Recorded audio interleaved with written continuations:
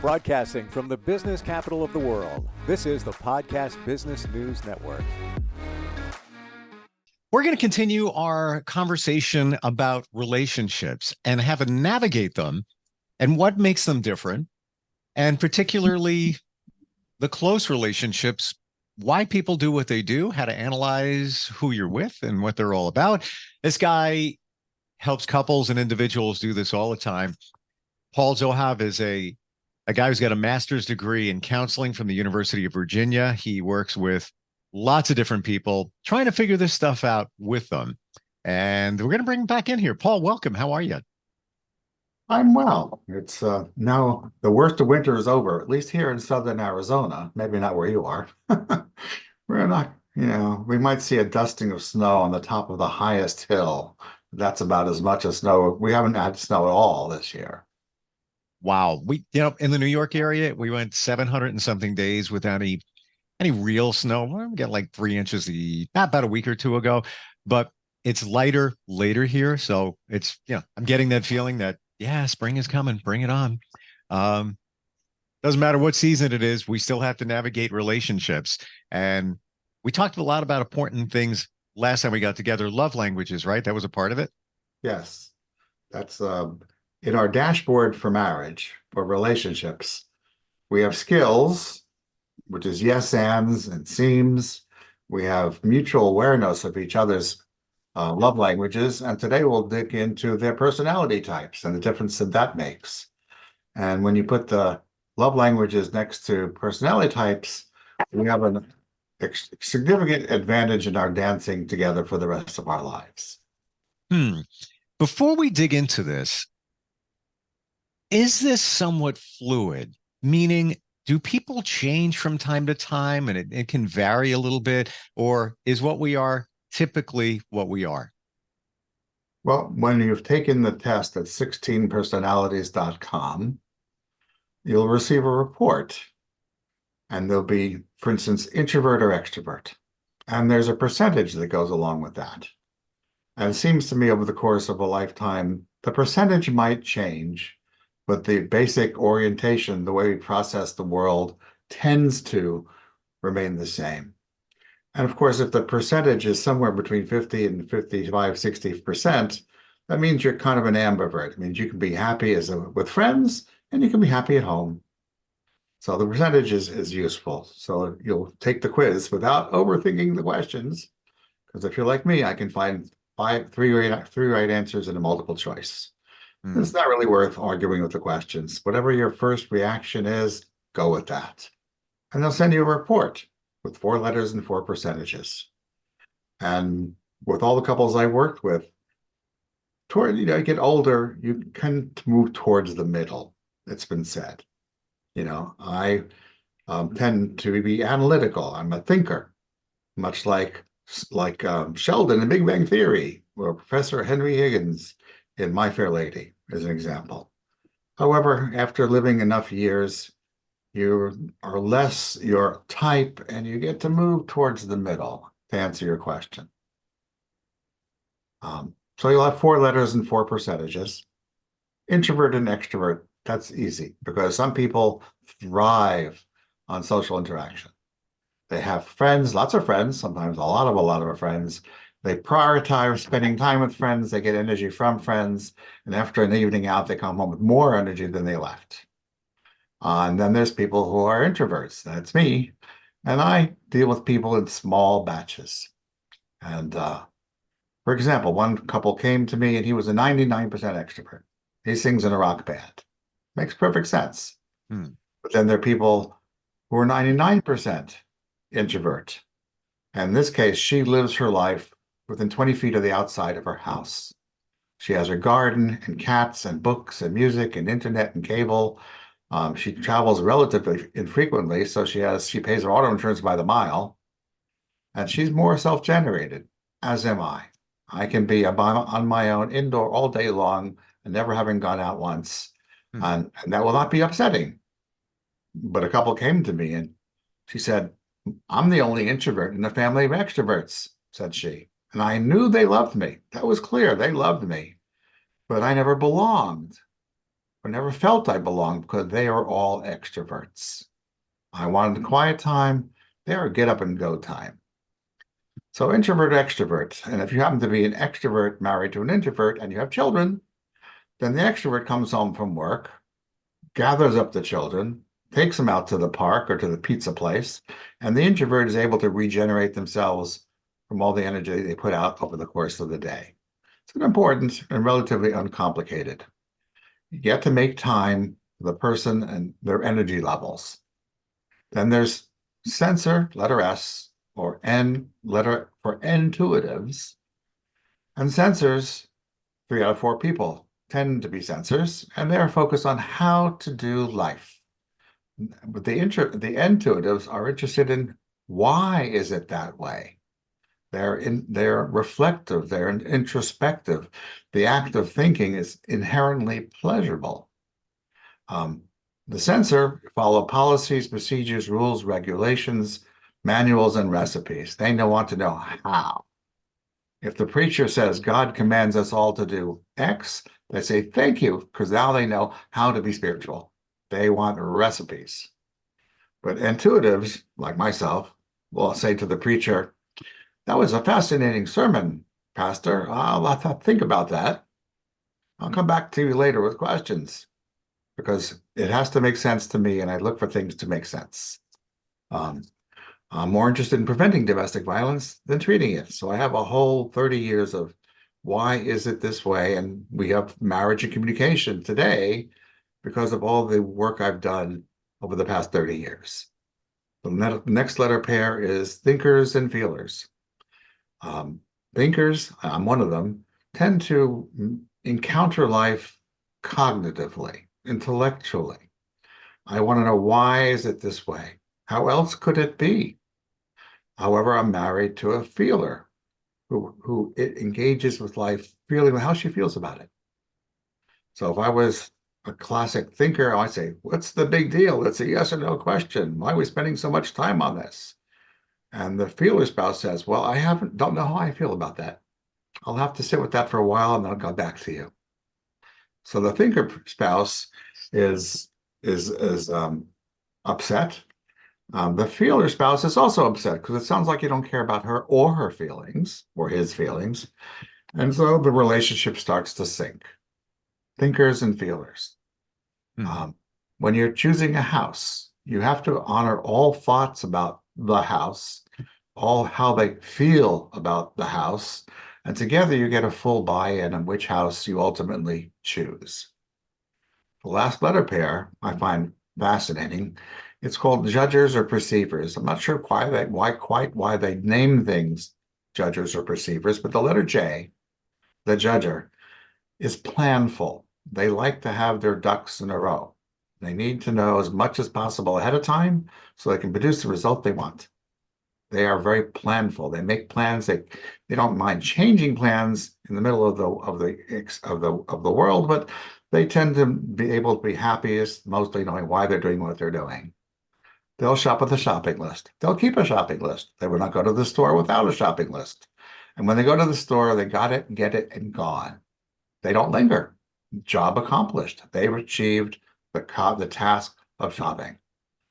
Me, for instance, I am to the experiential experience of shopping. I'll go up and down aisles just to see what's there. In Costco, I'll stop and taste all those interesting things. And when we're together, Rita, my spouse, and I tend to have 2 shopping carts.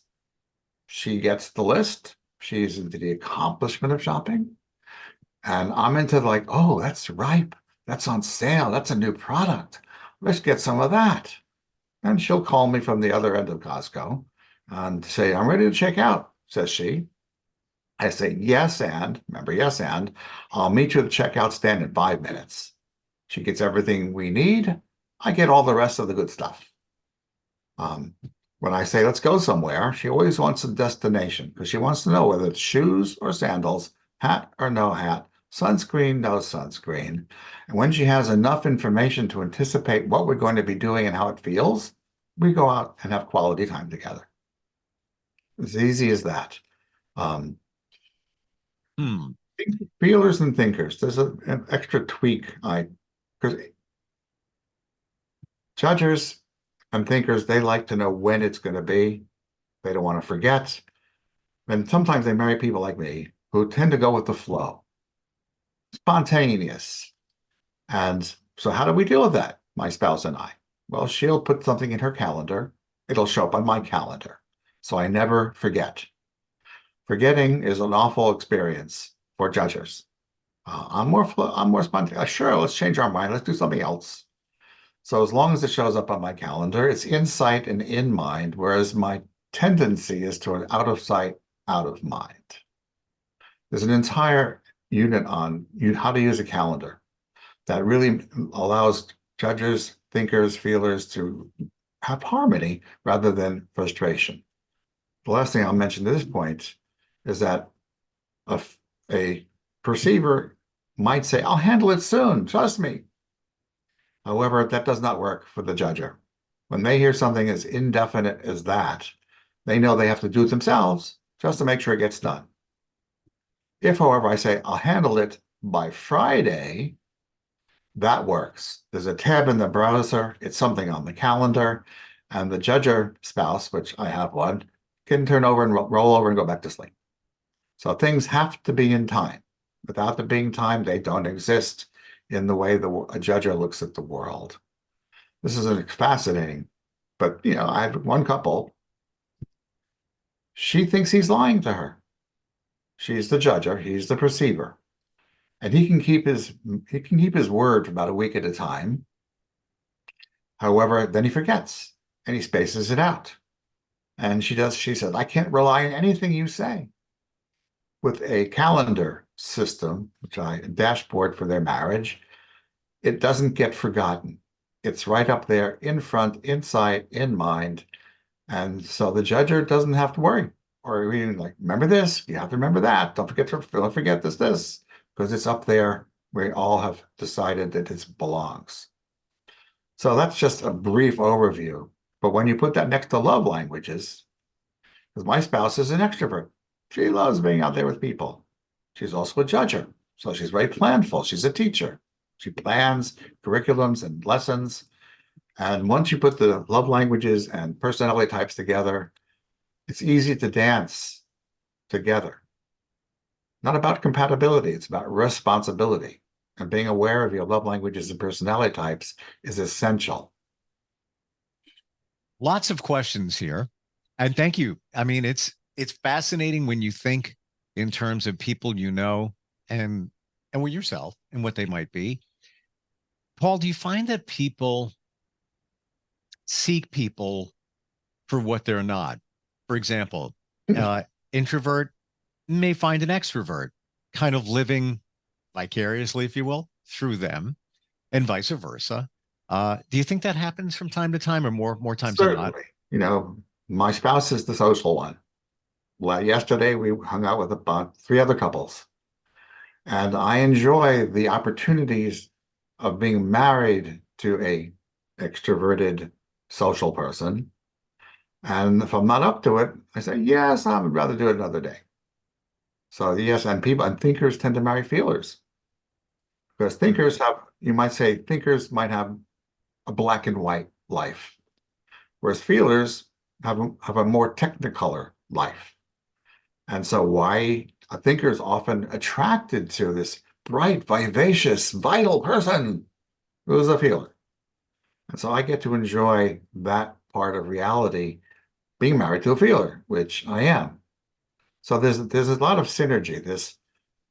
We could say that we're only designed to see 180 degrees of life. We are like horses. We are front-looking people. However, a lot of us have a tendency to know that if we don't see it, it doesn't exist.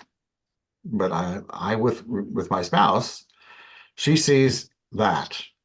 I see behind her. And together we have a 360-degree life. It's also an attempt because, you might say, well, it doesn't exist. I don't see it. And they'll say, yes, but right behind your head, there's something else. So between the two of us, we have more life available. And I think that's part of the attraction. of marrying to someone with a significantly different personality type.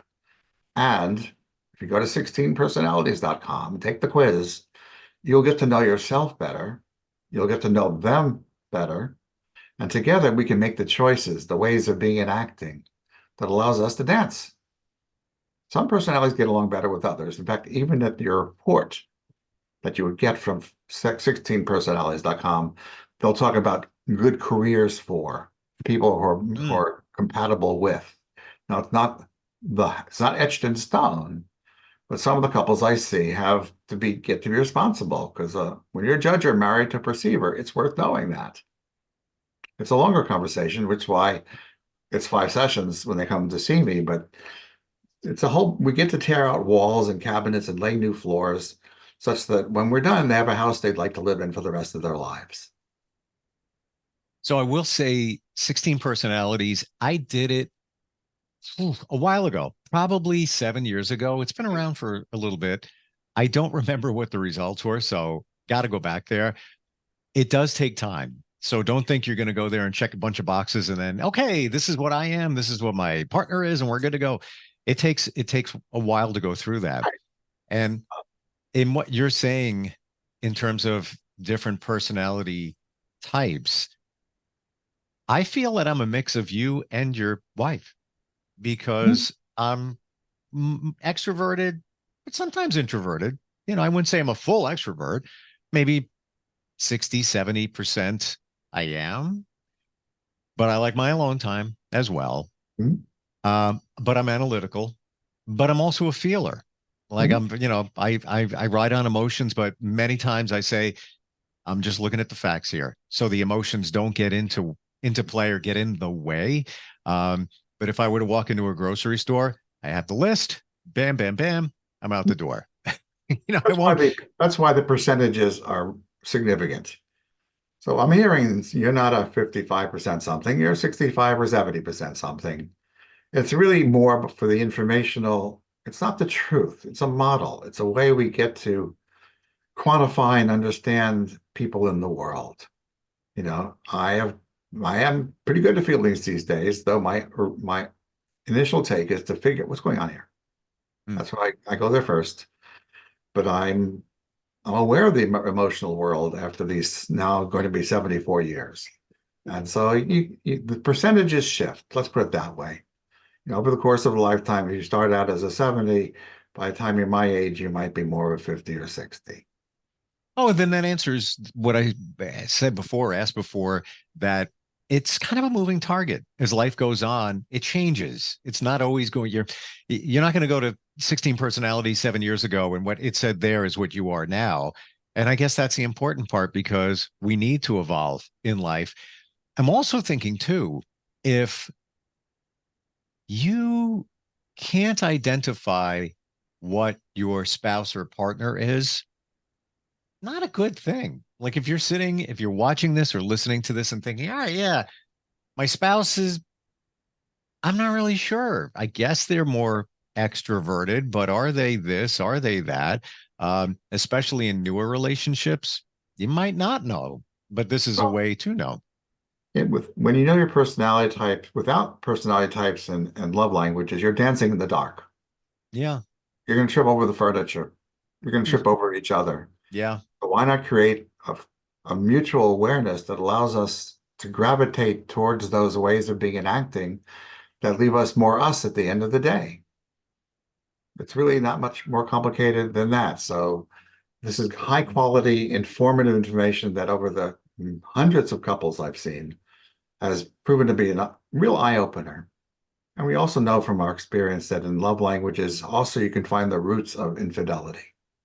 Because I see maybe a third of the couples that come to me have some experience of infidelity, which is a symptom, not a cause.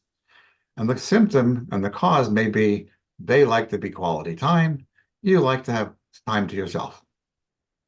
And so once you know who you're married to, who you're in a relationship with, or who your children are, you're highly likely to make the proper choices that leave us with more access to life rather than less. And if you're professional, like professionals are good at this, they're probably acts of service. That's what they do. They when your couple comes to you and say, I want this $100,000 house in a $500,000 house neighborhood, the real estate agent says, yes, let's look at all the details and find out the rest best for you. And if they're talking to a thinker, they say mortgages, amortization, costs, budget, tax, implications. But to the spouse who's a feeler, you say, bring lots of candy at Halloween because there's so many kids in this neighborhood and they all go to this wonderful elementary school just a block away. So you speak feeler to a feeler and thinker to a thinker, and you sell them a house. And once you know who your spouse is, then you get to choose the language appropriate to being heard and the language of communication.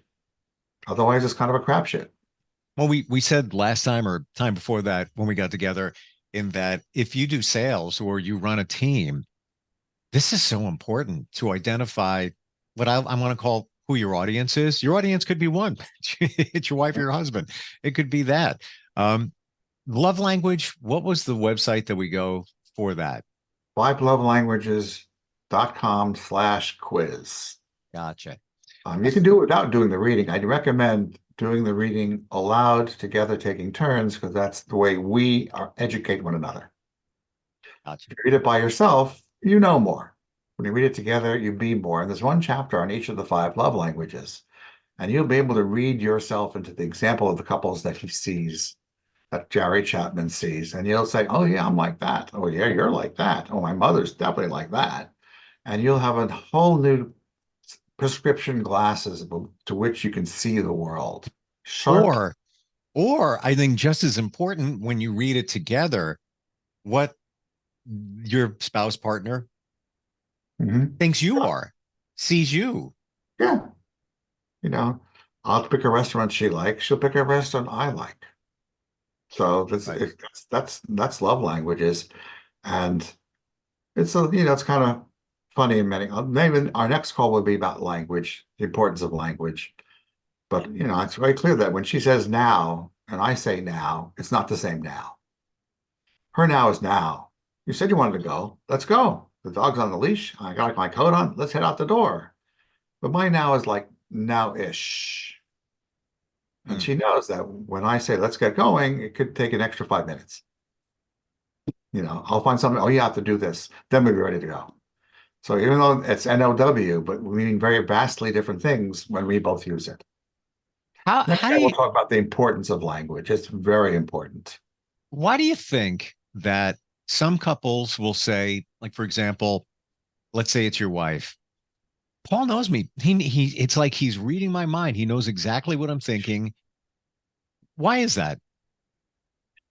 Well, it has to do with wisdom. I mean, you have intelligence, and you've had intelligence for a very long time, but wisdom has to do with experience. And things that might have irritated us in the past no longer irritate us. And when she's talking about something, there's also a peculiarity of personality types that some of our sensors tend to think out loud. They process out loud just to hear themselves think. But most of my processing is internal. Not a whole lot gets out. So once you know that, it's just not irritating. They are who they are, and you love them for who they are and who they're not. It's all about compatibility. It's not so much about being right. It's about being related and communicating. When you said a second ago that if things that bother somebody don't bother anymore, right away that resonated with me because I'm not the same person I was 5 years ago. I used to let things bother me here and there. Now it's like, I don't really care. It's all right. Don't even worry about it. People say, I'm so sorry that I wasn't there on time. I don't really care. And if you make a mistake, you say yes. And remember we were talking about last week? Your partner has a yes and place. Yes. And remember last week we talked about, and it's on the calendar. So things that might have invoked a reaction no longer invoke reactions longer than it takes to say yes. Right. Yes, we've talked about this. Remember what we talked about? And then you communicate. 100%. Good stuff. learning a lot here. And again, these websites are free, and your relationship's future. And then once you figure it out, then you're there with the program that you have is 5 90-minute sessions that will keep you together. Keep you together. How important. How do we find more about that? Well, one, you can contact me and see what I have at marriageandcommunication.com, including recordings that we had today will be posted. So if you thought, what did you say about this? You'll be able to see this recording on the video tab of marriageandcommunication.com. Contact me. I can help people all over the world as long as we aligned our time zones. I have helped people in Austria. I have people in Florida, Ohio, and in Canada, Calgary. So really, it's all available. It's a very powerful, effective program. In 5 sessions, you'll make it together for the rest of your lives. I love how you set the expectations like you should do in any relationship, in that 5 sessions, 90 minutes, that's what I got for you. And same thing with the 2 websites, the personality quiz and the love languages. You know what to expect. Go through it, take the time. Don't watch Netflix tonight. This is more important. Paul, great having you on here. Really appreciate it. And always looking forward to learning more next time we get together. Next week, we have it'll be about language and how critical the words we choose. We'll learn about going from a have to life to a get to life. Love it. Very different kind of life. And all we did was swap 2 letters. Next week. Looking forward to it. Thanks for being here again, Paul. Thanks for having me. We'll be right back. Are you looking for even more of the podcasts and hosts that you love? The Podcast Business News Network is proud to announce that you now have even more ways to listen live. Check out the MyTuner Radio, online radio box, and Simple Radio apps on iOS and Android, or find us online. Search for Business News Network on mytuner-radio.com, or search Podcast Business News Network on streama.com and onlineradiobox.com/US. Take your podcast on the go and don't miss a minute of the action.